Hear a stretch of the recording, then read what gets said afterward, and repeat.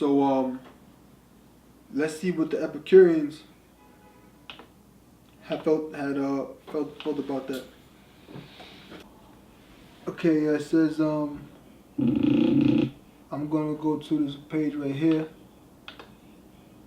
This is we're gonna go into the Epicurean philosophy and what they looked at as thing about God dwelling in temples made with hands. This is Zeno of Citium. It says Zeno of Citium is Wikipedia. Cyprus, Zeno of Citium, 334, 262 BC, was a Greek thinker from Citium, Cyprus. He was possibly of Phoenician descent. Zeno was the founder of the Stoic school of philosophy, which he taught in Athens from about 300 BC. And I believe the last page said the Epicurean philosophy was about 307 BC, so it was around roughly during the same period in time. Now, he wrote something called The Republic. Wikipedia, once again, The Republic, Zeno. It says The Republic, Zeno. It says the Republic was a work written by Zeno of Citium, the founder of Stoic philosophy, at the beginning of the 3rd century BCE. Although it has not survived, it was his most famous work, and various quotes and paraphrases were preserved by later writers. The purpose of the work was to outline. See, this white man look up every damn thing. The purpose of the work was to outline the ideal society based on Stoic principles, where virtuous men and women would live a life of simple aestheticism in an equal society. Let's look at that word aestheticism. See what that means. It says aestheticism. This is I'll read Wikipedia. First sentence. It says aestheticism. It says is a lifestyle from the Greek askesis, exercise or training.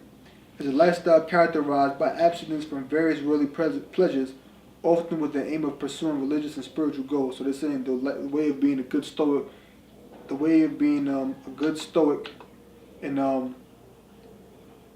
will live a life of simple aestheticism in an equal society. Now let's see what they felt about the gods and making temples to them. Okay? Mind you, this is in the Republic. Something supposed to teach you how to be a good Stoic, right? It says, this is the section that says content. When you go about the paragraphs right above the last one, it says, I'll go right to the point. It says, a few other statements from the Republic. Plato also wrote a Republic as well. It says his own Republic. It says a few other statements from the Republic are preserved by other writers. We learned that Laertius, that Zeno stated that the wise man will marry and produce children, not be a faggot, which they was all faggots back then in Greece any damn way. And several writers mention Zeno's view that there is no need to build temples to the gods. For a temple not worth much is not sacred. That's a quote. And nothing made by builders or workmen is worth much. So now we understand the Apostle Paul said the God that made the heavens and the God said let me go back, Acts 17:24. When the Apostle Paul made that statement saying, God that made the world know things therein, seeing that he is Lord of heaven and earth, dwelleth not in temples made with hands. The Stoics can relate to that because their founder of the Stoic philosophy, Zeno of Citium, said that there's no need to build temples to gods. They said that there's no need to that. So they're thinking, they're like, well, hey, it makes sense. Because Zeno said the same thing. It's like when the elders speaking to somebody, they're saying that a God come up with the Quran, this, that, and third, and the elders say, wait a minute. When you go in the Quran tells you that the Israelites are the chosen people. They're like, oh, yeah? Okay. So I can get this Israelite thing you're talking about. You understand? That's what the Apostle Paul is doing. Okay?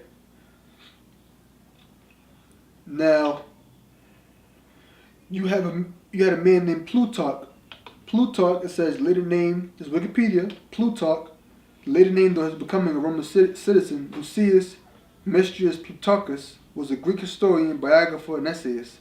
Known primarily for his parallel lives in Moralia, he is considered today to be a middle Platonist. Now, let's look up, it's Nathaniel Plutarch, and says he lived from 46 to 120 AD. So that's like around during the time of Paul. You know, Paul's around 60 some odd AD. So he probably like 20 something around the time when Apostle Paul was on the scene, teenage years. You know? It says he was a Greek historian, a biographer, and essayist. And he wrote something called, he's known for his, primarily for parallelizing Moralia. Let's see what Moralia was about. Wikipedia once again. The Moralia, loosely translatable as morals or matters related to customs and mores, of the first century Greek scholar Plutarch of Caronia, is an eclectic, chosen, I'll talk about that word a lot, eclectic, elect, is a chosen collection of 78 essays and transcribed speeches. They give an insight into Roman and Greek life. So he's writing about Roman and Greek life, but often are also timeless observations in their own right.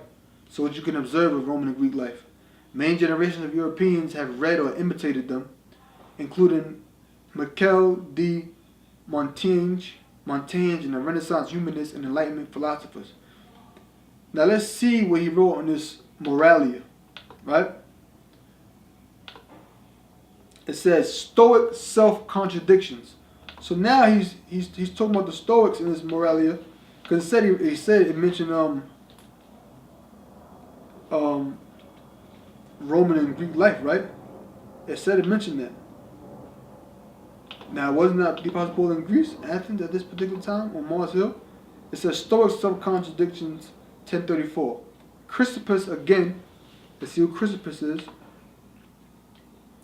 Chrysippus of Soli, 279 BC to 206 BC, was a Greek Stoic philosopher. He was a Stoic. He was a native of Soli, Cilicia, but moved to Athens as a young man, where he became a pupil of Cleanthes in the Stoic school. Remember we read about Cleanthes in the Hymn to Zeus? When Cleanthes died around 230 BC, Chrysippus became the third head of the school, a prolific writer.